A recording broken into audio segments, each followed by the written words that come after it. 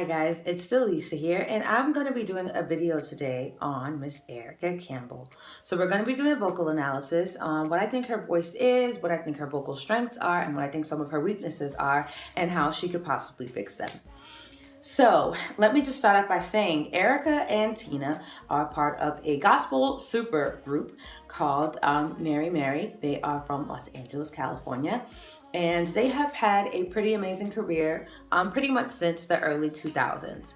And they have been one of my biggest vocal inspirations, especially in the 21st century.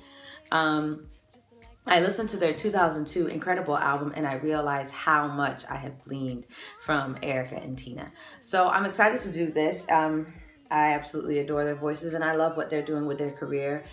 Today I just heard something on the radio that Erica's going to be getting a radio show soon. So yeah, they have definitely used their platform to expand into many other things. So that's awesome. So let's get into this vocal analysis. So I think that Erica is a lyric mezzo soprano. And I've seen a lot of talk on the internet about her being a dramatic mezzo, I'm sorry.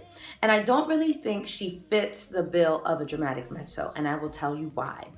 Erica's voice has a lot of agility and it has a lot of beauty. And although it is big and it is weighty, it doesn't have such a presence that it doesn't have like an overwhelming, imposing presence. And I feel like her head voice goes higher than that of a true dramatic mezzo. A true dramatic mezzo may have the head voice that may go up to a G5, but she can probably go past a G5. I've never heard how high she can go in her head voice, but I would not be surprised if she could go at least up to a B flat 5.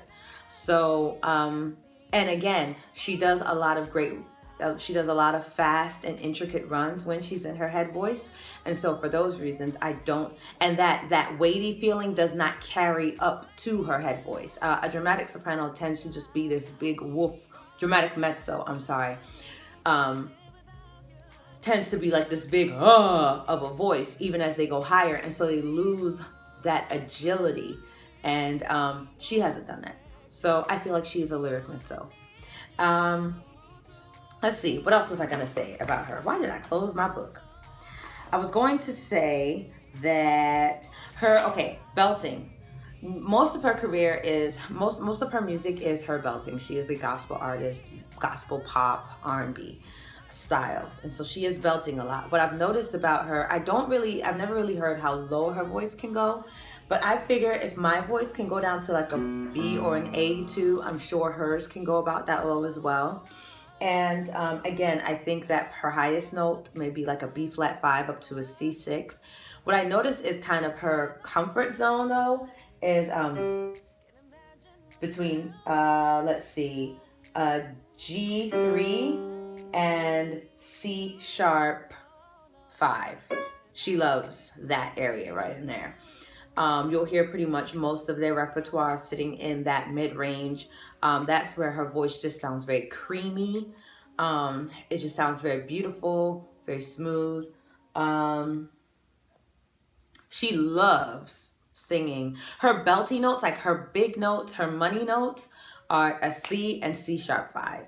She can sing that note over and over and over and over and over again without her voice getting tired. She knows exactly how much air she needs, how much support she needs in order to hit those notes. And again, she does it absolutely beautifully. As far as I can hear, her belting goes up to maybe an E5. An E flat 5 is probably really her last comfortable belting note. She's more of a C5, C sharp 5, D5 belter. And again, it's this big, steely, I understand why you all think she would be a dramatic mezzo, because it is like a big, steely tone. I would have called her a spinto, except there is no such thing as a spinto mezzo soprano. So that was out. So that's why I feel like she is just a great lyric mezzo.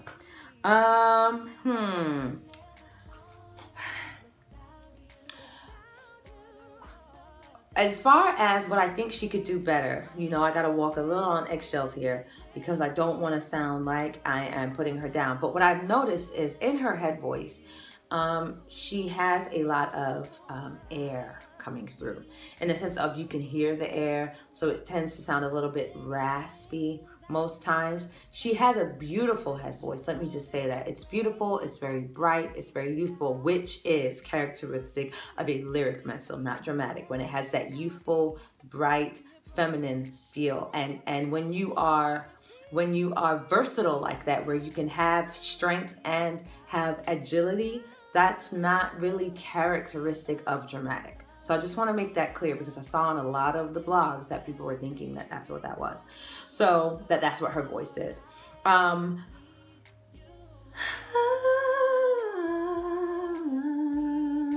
She kind of sings like that. That might have been a little bit dramatic, but it's just what I'm doing is I'm letting too much. So it's kind of what that would be the goal. I don't even know what song. It's the end of a song that she does that run.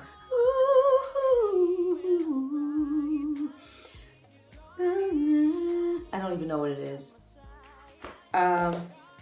It may be Sitting With Me. The very last notes of Sitting With Me. I noticed that she has too much air coming out, and when, like, it just in general. So what she needs to do, humming exercises saved my life, because I did a lot of belting when I was younger, which led to a lot of hoarseness. And I couldn't actually just sing, period, even in head voice above an E5. Like, it was just, it wasn't even there. So I know exactly what she's going through. So I feel like if you were to do humming exercises like, you will be teaching your chords to compress through an entire line. And what you're gonna find is, you're gonna find this natural beauty come out, and you're gonna find that you're going to be singing stronger and more beautifully with a lot less effort. And it won't just go for your head tones, but it will also cross over into your belts that you already do very well. You will be able to sustain them even better. You will be able to go, I'm saying you as if she's watching my video. She will be able to go from low registers to high much better. She will be able to have a much more beautiful mixed register, so it won't be, you know, head voice or belting. Because what also happens is, in her lower register, the soft palate ends up being a little bit too low, and she's belting, and you know, she's doing power notes, and so it starts to come off as this dark nasal tone. Monica does the same thing. And so in order to kind of, in order to offset that, you have to always have a high soft palate. And so doing humming exercises and stuff like that will help her to get that, so that even when you go lower, after you've been doing all this power in your upper and mid register, when you get back into lower tones and you have to like sustain a lower note, it will still be open and warm. Because when our voices are dark, I understand you always want them to be forward, but you also want it to stay warm. You want it to be bright and warm. You never want it to be dark, and you know, you always want it a bright voice, and you want it to be warm, and you want it to be full of tone, and not, unless you just want to, that's fine. But I think it's important to be able to do head voice sounds, because that's what you intend to do, not because that's what you intend to do, not because that is kind of the only thing that comes out.